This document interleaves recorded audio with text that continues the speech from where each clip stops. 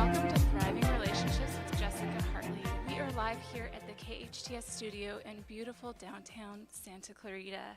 We're here every Thursday at 12 p.m. on AM 1220 or 98.1 FM. I'm Jessica Hartley, your host, relationship coach, and founder of the Legendary Love Program. So today we're going to talk all about addictions and being in love. And one of the things that I'm just going to start this little talk about is to go ahead and read you a story, a little bit of an excerpt from a book called The Mastery of Love. This is by Don Miguel Ruiz, and if anyone who has read it, I highly recommend it. And I'm going to go ahead and read from chapter 3, which is a story of a man who did not believe in love.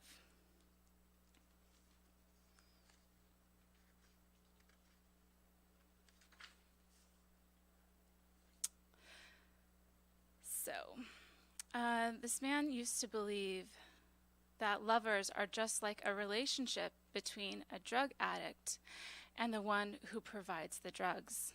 The one who has the biggest need is like the drug addict, and the one who has little need is like the provider. The one who has the little need is the one who controls the whole relationship. You can see this dynamic so clearly because usually in every relationship there is one who loves the most and the other who doesn't love, who only takes advantage of the one who gives his or her heart. You can see the way they manipulate each other, their actions and reactions, and they are just like the provider and the drug addict. The drug addict, the one who has the biggest need, lives in constant fear that perhaps he will not be able to get the next dosage of love or the drug. And the drug addict thinks, what am I going to do if she leaves me? That fear makes the drug addict very possessive. That's mine. The addict becomes jealous and demanding because the fear of not having the next dosage. The provider can control and manipulate the one who needs the drug by giving more doses, fewer doses, or no doses at all. The one who has the biggest need completely surrenders and will do whatever he can to avoid being abandoned. So this is how he thought about love, so he didn't believe in it. And then the story goes on to explain that he ends up falling in love with someone. He meets someone, and it's a different kind of love. And this is where that part picks up. Okay, so the man's heart was so full with love that he felt that one night a great miracle happened. He was looking to the stars and he found the most beautiful one, and his love was so big that the star started coming down from the sky, and as soon as the star was in his hand, that a second thing happened, and his soul merged with that star. He was intensely happy. He could hardly wait to go to the woman that he met and put that star in her hands to prove his love for her. As soon as he put the star in her hands, she felt a moment of doubt. This love was overwhelming, and in that moment, the star fell from her hands and broke into a million little pieces. So what this explains is that there's two different kinds of love, and that first the man had an experience of feeling love in the sense of a codependent love, which is the love that a lot of us are operating by right now. And it is very similar to that sort of feeling of the drug addict and the provider. And then he learned to find a love where he let go of expectation, need, and it was all about just sharing experience and sharing time together and enjoying and appreciating each other no matter what.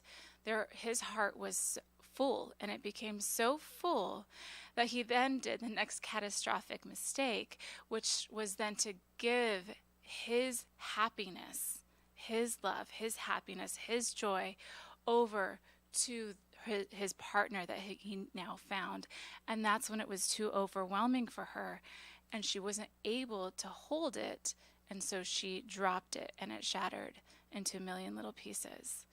And this is, again, another example of how we start to, even when we're growing, we might find ourselves regressing back into codependence.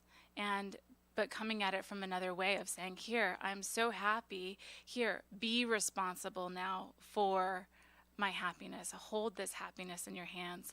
And that's not something that we're meant to do. One of the things that is important for me to speak on regarding addictions is where they come from. And when we are little, we are dependent beings. We depend on our parents for food, for clothing, for love, for shelter. And some point between childhood and adulthood, we are meant to become independent or interdependent. And somewhere in our journey of life, we're meant to transition into that. And the later and the longer that it takes, or that it doesn't even happen, we will end up having and creating codependent relationships in our adult love lives.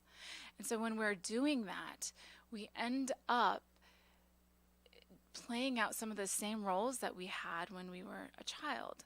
When we were a child, we looked to our parents for validation, for approval, and we formed wounds or negative perceptions around the things that we felt were unjust. So when we perceived injustice happening, we either from our parents or from our early environment or from education or school settings or peers or siblings, and we felt a negative experience, we turned that negative experience into a wound and into an injustice. And with that injustice, we then carried that wound forward to where we needed to have that hole filled.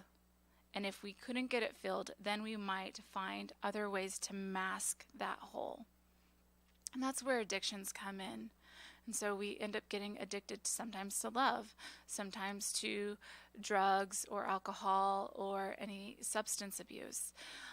Sometimes we get addicted to lust and desire outside of the relationship that we might be in. Porn is another big addiction that happens. And so all of these things are us just trying to mask that hole. And that hole comes from a place where we were a child and we were wounded. And we're doing the best that we know to fill that hole, to fill that wound, to mask it, to cover it up, to sort of suppress it or push it down so that we don't have to look at it. But what I want to offer us, everyone that's going through the journey of life, and especially with relationship, is that we are not meant to mask or hide that hole, that we have to actually address and face those wounds, address and face those insecurities or those fears or those painful dark places that are inside of us. Because these are perceptions that were once formed when we were a child and when we were dependent. And now it's our opportunity to really step into interdependence and to learn to claim the direction of our lives based on where we want to direct it and where we want it to go and what kinds of experiences that we want to have in our relationship. And the more and more that we think that life is happening to us, we'll stay in that victim mentality, and we'll stay as the drug addict mentality where we need and we become desperate and we start to try to control or manipulate our partner or our environment or our bodies with different sorts of addictions. But the truth is that the power to overcome this is within our own domain. And this is a call for us to start to rise up into who we're meant to be, to start to gain the strength and the clarity of owning your path in life. You know, we have to first accept where we are, accept the path that we've been given, and then do something about it. If we accept it and just start engaging in negative thinking about where we are or how hard it is, then we'll never move forward. We'll keep ourselves down. And one of the most powerful tools that we can use to start moving forward out of our addictions, out of this codependent model of love, out of these things, is to start to take ownership of our thoughts and what we choose to think, where we're looking, and what we choose to see, and then the meaning that we make from what we're looking at. So imagine with me for a moment that you're a child, and think back to that time where you were deeply hurt by your parent or someone significant. It's a very painful place. And imagine that you, from your child's perspective, you were able to, instead of see this happening to you, as instead of looking at it as something that you needed to now prove your worth or that you weren't good enough, instead look at it through the lens of perhaps your adult experience. Look at the whole, the bigger picture. See your parent or this other person in front of you as also wounded, as also doing the best that they know, as also not having the right tools to express whatever it is that they needed to express or get their needs met in a more effective and loving way. And when you could see it from a bigger picture, you might not have formed this same perception that you did when you were a child. You might see your parent with more compassion. You might see that situation with more understanding and empathy. And through that, you would no longer have that deep negative wound that was sort of traveling with you throughout your life. And so this is one of the greatest ways that we can affect and change those perceptions and those experiences in our lives. So in a moment, we're just going to take a quick break. And when we get back, we'll talk a little bit more in depth about what are some of these addictions in relationship, how are they showing up, and how we can start to take more dominion over them and control them. This is Jessica Hartley. You're listening to Thriving Relationships, and we'll be right back. Life's not meant to feel complacent. It's meant to make you feel alive. The youth ministry at the Church on the Way Santa Clarita believes that students can belong to the group where we will help them believe they have a purpose in Christ and become all that He has created them to be. We want to see God's power come alive in our generation. We love meeting new people, so come hang out with us. Doors open at 6 p.m. and service starts at 7 every Wednesday night. For more information about the Church on the Way Santa Clarita, including service times and what's happening through the end of the year, visit tcowsc.org. Your building sign is essential to getting customers to your location. Feathers can help you get your business noticed. Feathers, now in a new, larger space with plenty of parking. They walk you through each phase of your project with special attention to detail and quality. Feathers will provide you with a sign that you can be proud of.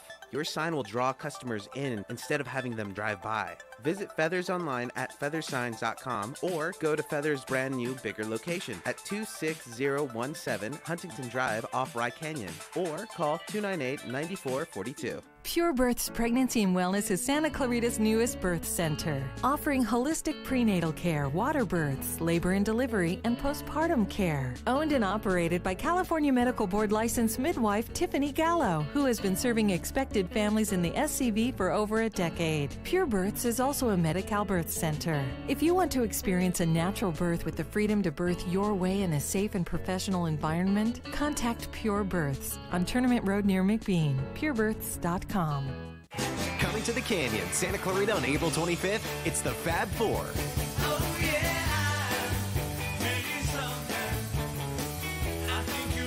It's the next best thing to John, Paul, George, and Ringo. The Fab Four, the ultimate tribute to the Beatles. I wanna hold your hand.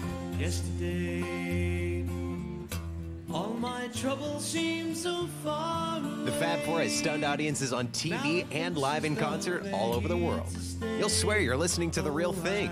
The Fab Four and featuring Santa Clarita's own Savannah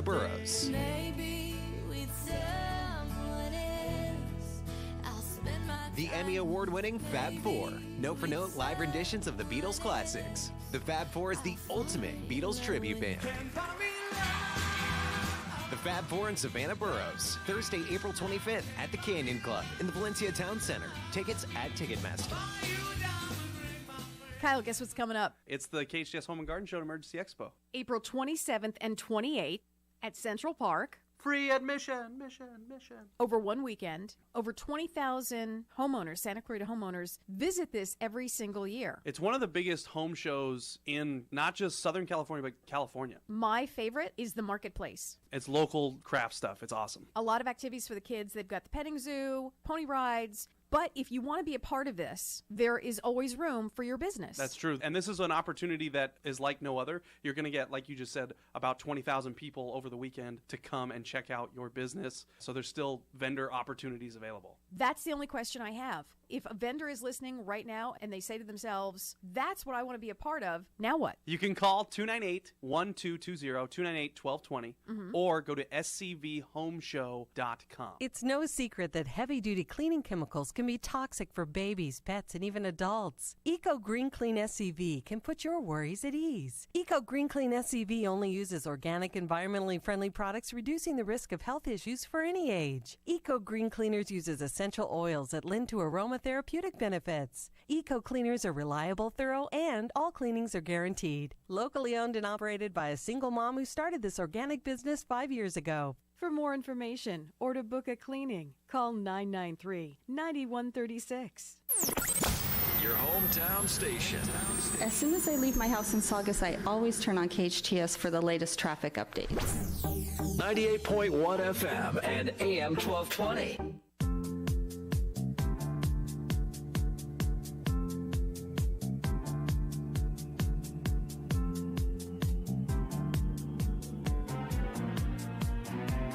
Welcome back to Thriving Relationships with Jessica Hartley. I'm Jessica Hartley, relationship coach and founder of the Legendary Love Program.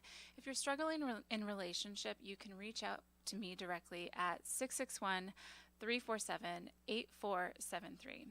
But today we're talking about addictions in relationship. And as I was explaining before, we have a few different kinds of addictions that show up in relationship. And this stuff comes from our innermost insecurities, our wounds, and the holes that we formed, and were just reinforced over the years as we were a child. And when they start to play out in our relationships, they create more and more dependence, more damage, more struggle, more pain. And so it's so important for us to not only recognize when we have an addiction, but to also recognize how to best be the partner of someone that is struggling with an addiction. And these addictions are not just the typical addictions that we might think, like drugs or substance or porn or any sort of love addiction or things like that. We also have emotional addictions, addictions of codependency, addictions of needing our partners to be a certain way. And so I suggest to really take a look at where, and take ownership really, for where you are holding an addiction as well. You might have a partner who has a physical addiction, but perhaps you are a reflection and have a more emotional addiction, an addiction to needing someone else to validate you or make you feel happy. And these are examples of our codependent relationships that simply don't last over time, and they certainly don't thrive. So the addictions that most people come and share about in my work and in my practice is other drugs or alcohol, porn, or adultery. In addition, we don't realize that we have a codependency kind of addiction going on as well. So the biggest thing that it doesn't matter whether you are the person that is the partner of the one that has apparent addictions, or if you are the one with an addiction yourself, the most important thing is to get humble and to realize that on some level, whether whatever it is that you and your partner attracted each other, and you're meant to help each other grow.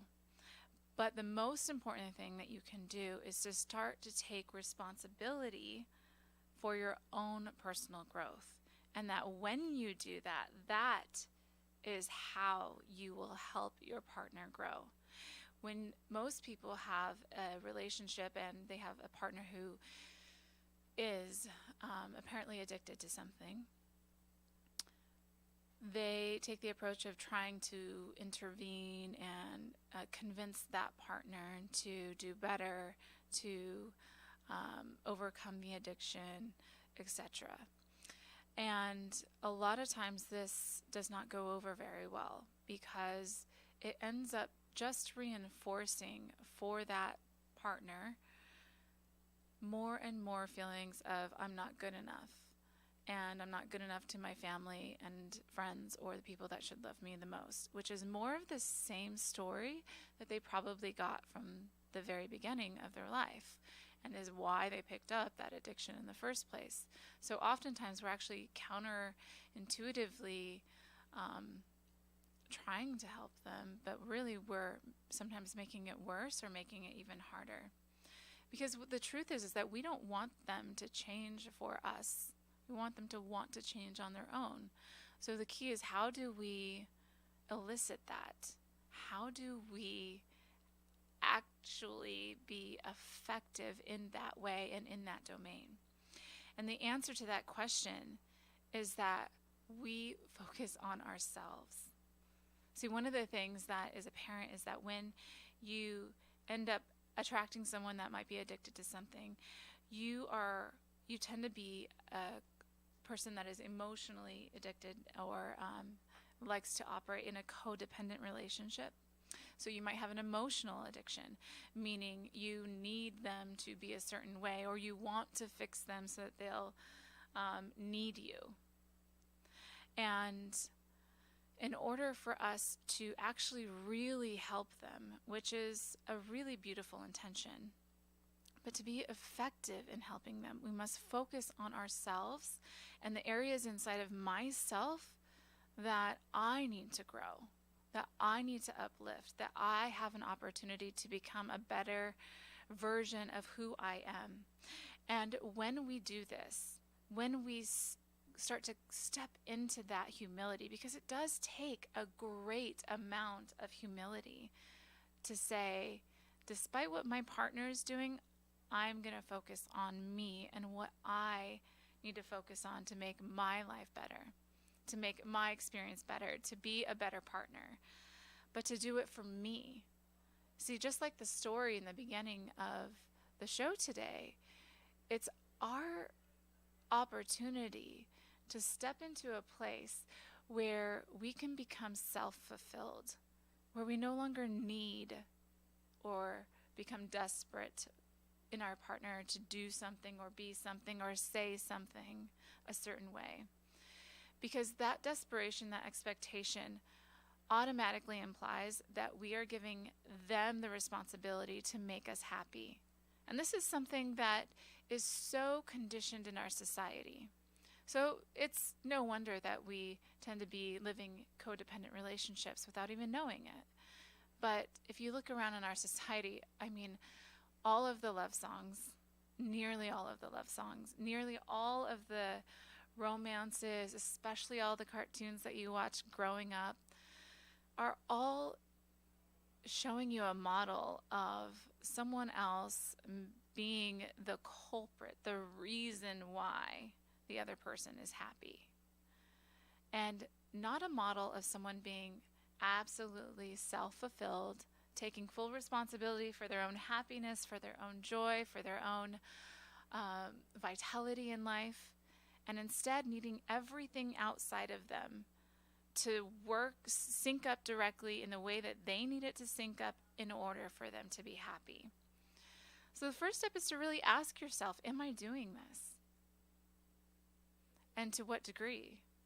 And then to start to claim a path of growth, of self-fulfillment so that you no longer are operating as the drug addict for your happiness in life, so that you are no longer reaching or needing others to perform or be or say what you need them to say, and that you can be responsible for that joy, for that happiness, for everything that lights you up in your life.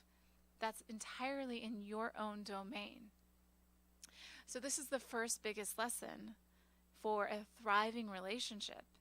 So no matter where you are in the dynamic of a relationship that has either codependency or any sort of addiction, the first step is to take responsibility for yourself and for where you need to start being self-fulfilled, not needing this substance, not needing this behavior from your partner, not needing this other stuff in order to make you happy, and to start to really take ownership. That's in our domain, and it starts with our thoughts. If you notice that your thinking, your thoughts are the root of everything. So if you start to feel bad, sad, mad, angry, happy, all of that starts with the way or that you're thinking about your experience, the meaning that you're placing on it, and the filter that you're looking out from. And all of that is thought driven. So first step, once you get ready to take responsibility, is to really consciously look at the thoughts that you're thinking and ask yourself, does this serve me? Does this uplift me? Does it make me feel better? And if not, then reach for the next better feeling thought. Find a new one. Let go of that one that's not serving you and find one that will uplift you, that will make you feel better. It doesn't have to be something that you don't believe. It could be as simple as something that feels better than the thought you're currently thinking. And then you keep moving in that path forward and you start to feel better. You take control of how you feel. And then once you start feeling better, you can appreciate the good around you. You know, a lot of times there's spiritual teachers that say, okay, we need to do a gratitude journal or, practice gratitude daily. And, well, this is very prevalent in our understanding and teaching. A lot of people don't actually do it. It takes conscious time to stop and actually write down some gratitudes. But it is very powerful, and I'll tell you why.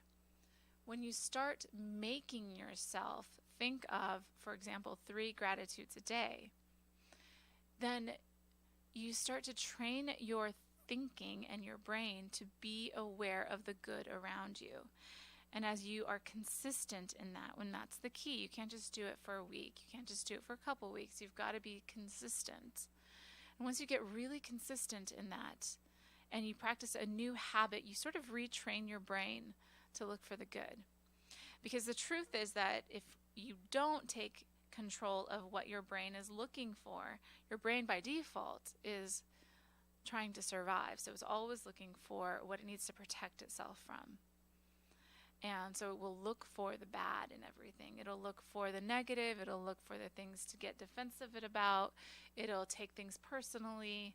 It will see the bad, and especially the bad things or the negative things that you formed as a child, those perceptions that you formed and everything else. So we want to take some ownership there, and we want to start being self-fulfilled, and we want to start focusing on our thoughts that we're thinking and start moving ourselves outward. Because we all know that if we keep that downward spiral of negative thinking, feeling the victim, feeling like the world and all the circumstances are happening to you, to me, then we're going to end up depressed. And that's not going to help us. It's not going to help us, and it's not going to help the people that are around us the most. So we have to take some dominion here.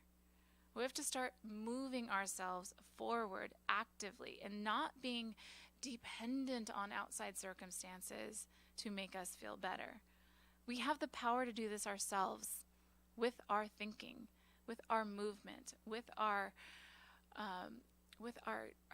dedication to ourselves. Think about, what do you want out of life? What is the intention that you have? What do you want out of a relationship? And then you go for it. The thing is that we are absolutely capable of becoming masters in anything that we wish to be. Absolutely. This is in our capacity and in our domain. The difference between a person that achieves what they want and a person that doesn't is their dedication and determination that they have inside of them, that they are willing to muster up inside of them to go get it, to create it. Because everything will take practice and trial and error, and sometimes you'll fail, but you just got to keep getting up. You just got to keep going forward, and eventually you will find yourself in mastery of whatever it is that you wanted to master. So if you want to master love and a thriving relationship, you can. If you want to master overcoming an addiction, you can. If you want to learn a new trade or become a really amazing, passionate, contributor in the world in some way, you can. All you have to do is move yourself forward. Start being self-fulfilled. Fill this from your own thoughts and your own thinking. So in a relationship, what that ends up looking like is that we end up being in a relationship where we are self-fulfilled and our partner will notice change inside of you. So let's say that you're in that relationship where you have two addicts. Perhaps one's more emotional, one's more physical, and you've got these two people that have at one point attracted each other, and one of them says, you know what, I've had enough of this, I want to change my reality. Perfect. And that person starts to take self-dominion, starts to become self-sufficient, self-fulfilling, and starts to take ownership of their thoughts. And what happens is they become more aware of the good. They start appreciating. They start seeing the good in their partner. They start appreciating and loving and adoring their partner for who they are. And they become different in the way that they react to life, react to the challenges, react to the conflicts, because they no longer operate as life happening to them, but now they're operating by life happening for them or by them. I'm in control. I'm creating this, or whatever negative things are coming in my way, I'm using it for my growth. I'm using it as an opportunity to grow from, rather than a vision to keep me in negative thinking. So they change the meaning of these things. Now, can you imagine if you were in that place and you were truly operating out of not needing anything, and you were just enjoying yourself and enjoying your life, and you had someone that came, a partner right in front of you that wasn't able to do that? Do you know how powerful your model will be to them? It's extremely effective. This is where you can be effective at helping someone. When you claim responsibility for yourself and uplift yourself, your partner has no choice really than to uplift themselves as well. Now, it's not your responsibility to change them or to uplift them. It's their responsibility. But you have a huge power of influence that if you really wanted to uplift the person in front of you, let's say you're even struggling in your relationship and you wish things were better, you wish they were more loyal or more dedicated or wanted to spend more time or were more connecting or more cared about the kids or whatever it is. Instead of needing them and pointing the finger at them, focus on you. What is it that you can do that can uplift yourself despite what your partner's doing? That's the key, despite what your partner's doing, because it's so much easier for our egos to blame them. But that's what's at work, our egos. And we're not allowing ourselves to really take ownership and say, okay, where can I uplift and grow myself so that I can reflect and help uplift my partner? Because on an energetic level, we are two forms of energy through a human body. And in our energy, through either words, actions, feelings, innermost feelings, these have an energy to them. And so when I uplift my own energy and my words, actions, feelings, thoughts, beliefs, ways that I react to situations, I'm going to uplift my partner, or they're not going to be able to handle it, and then they will somehow release from that. It's like we're magnets. When you shift a magnet up, the other one on the other side will join it, and you move it up again, and the other one will join it again. It's like that's how we work in relationship, and that's how we work with all of the relationships in our lives. Doesn't matter if the most relationship with most struggle for you is not your partner. Maybe it's your mom or your dad. If you want to enhance and uplift your relationship with them, you have absolute influence on that. But you have to stop pointing the finger and look at the three that are pointing back at you. That's a really good metaphor for a reason. Our opportunity is to focus on what we can do. So when you're in this ideal scenario now where you're able to be self-fulfilling and you're now the model and you're uplifting them, now when you give, it's given freely with no strings attached. Versus in the beginning, a codependent love would say, well, I'm going to give you some praise or some adoration or some love or some connection because deep down I want it in return, or I expect it in return.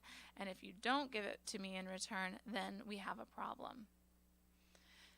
The thing is, if we can really get to that place where I'm giving freely and I'm taking full ownership of my happiness and all the aspects that are important to me to thrive in relationship, and I allow that to come through me, then I start giving those things to my partner freely from a place of just adoring them, loving them, unconditionally loving them, seeing the best in them, seeing the good in them, seeing the innocence in them, seeing the child that was wounded, having compassion. And when we can operate from that place, now we're giving the love. We're actually going to be helping and assisting them in a powerful way, because we'll be giving that unconditional kind of love that is so much more powerful, that will heal some of those wounds and help them to realize where they can now follow in your path and start to take self-dominion, start to take self-responsibility for where they're at and who they want to be and what they want to have in their lives. We can do this.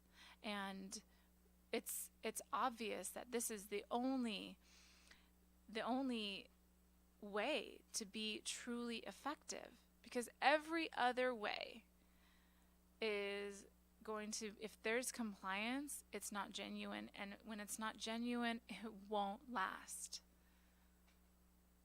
If you're teaching your child, your partner, your friend, anyone to do something because you need them to do it, they'll do it out of compliance. They won't do it because they genuinely want to do it.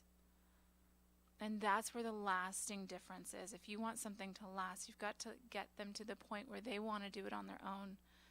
Again, be the model. Focus on you. Raise yourself up. Take responsibility for where you're falling short, where your insecurities are, where your weaknesses are. And then offer that model. And then then from that place in your self-fulfillment, you'll be able to just love them unconditionally. And it does help. It is so powerful to have someone next to you that believes in you. When you're in a wounded or a dark place and you have someone that truly believes in you, and they are showing you that love, and they're lifting you up, and they're giving without strings attached, that is so powerful, because the person that's wounded will start to feel deep inside a resonation with your words and thoughts. It will feel like the truth of who they are, and they'll latch onto that. And when they latch onto that, that's when they'll start to step into it stronger and stronger. So this is a very powerful message, and we have the responsibility to start to take these steps so that we can uplift our world. So we're going to go on another quick break, and right after this break, we'll come back and we'll address some of the other ways that we can be really effective at assisting ourselves and our loved ones towards their own healing and recovery from any sort of emotional or physical addictions. This is Jessica Hartley, and we'll be right back. Do you ever listen, but you're not really paying attention? Sort of like what you're doing to me right now. This is Alex Urbina, your advanced life coach specialist. One of the most frequent questions I hear is, what is a life coach? Well, tune in every Friday at noon to learn the value of having a coach and listen to a live coaching session on the radio. Right here on your hometown station, KHTS. The stress was unbelievable. Debbie Morris is a changed woman. A giant boulder's been lifted. Debbie called Made for You. I'd finished a day of work. Professional, residential, and commercial cleaning. Walk into my house. Made for You. It was an absolute pigsty. Weekly, bi-weekly, monthly, or even one-time seasonal cleaning. Our mess kept growing. 255-2922. Even when we weren't home. 255-2922. Made for You rescued me. Hi, this is Wendy Hassenflug, yoga and wellness entrepreneur. I'm excited to share one of the best kept secrets in Santa Clarita. Top Out Climbing Gym is one of my favorite places. Rock climbing is exceptional for building upper and lower body strength, and it improves your flexibility. Almost anyone can rock climb, and you don't have to be super fit to climb. You'll build strength and stamina while having fun at the same time. Get over to Top Out Climbing Gym in Center Point and challenge yourself to new heights. Finding the right lawyer can be a challenge, but in Santa Clarita, there's no need to search when there's Hacker Law Group, Santa Clarita's premier litigation firm. Jeffrey Hacker has represented celebrities, financial institutions, accident victims, real estate developers, realtors, contractors, businesses, nonprofit organizations, and other individuals and companies with their legal challenges. Mr. Hacker is one of Santa Clarita's leaders, consistently listed as one of our most influential. When everything is on the line and you need legal counseling, visit hackerlawgroup.com. What's the perfect way to end the weekend? Sunday brunch at Salt Creek Grill, of course. Wind down with delectable dishes off Salt Creek's award-winning menu and enjoy a glass of champagne, because after all, you deserve it. Make Sunday brunch at Salt Creek Grill a new tradition with your family and friends. Salt Creek Grill in Valencia on Town Center Drive in front of the movie theater. For reservations, 222-9999 or go online to saltcreekgrill.com. Women have a natural power to nurture and heal our relationships, but our strength is not in demanding, begging, settling, or running away. We're more grounded than that. No matter how depleted you feel, you can save this relationship and fuel the warmth of a solid, lasting marriage. When you step into your radiance, you'll naturally influence loyalty, trust, connection, and passion from your partner. The Legendary Love Program has been healing relationships from the brink of divorce all over Santa Clarita. Check it out at jessicahartley.com/program. Love is worth it. 98.1 FM and AM 1220. Welcome to Thriving Relationships with Jessica Hartley. The following is paid programming and does not necessarily reflect the opinions of KHTS or its ownership.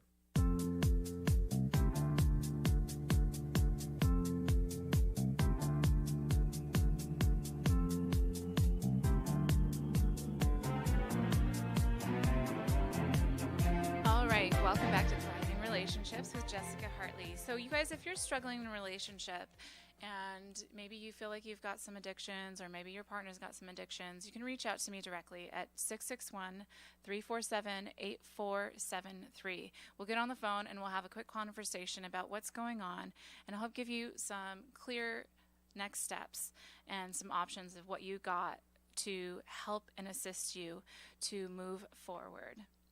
So the last thing that I want to leave you with today is just reiterating a little bit of what we were already talking about, that this stuff, our wounds, come from our childhood. They come from the injustices that we perceived as a child.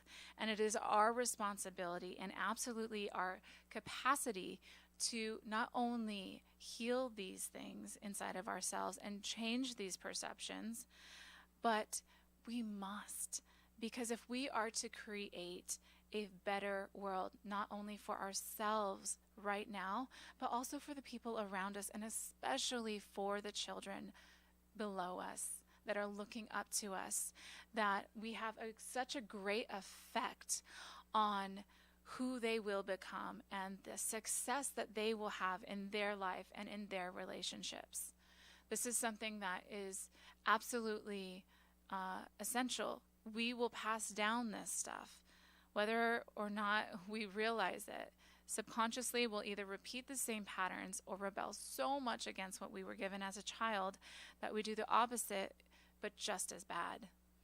So we need to learn how to come into a balanced harmony with our life and with ourselves and in our relationships.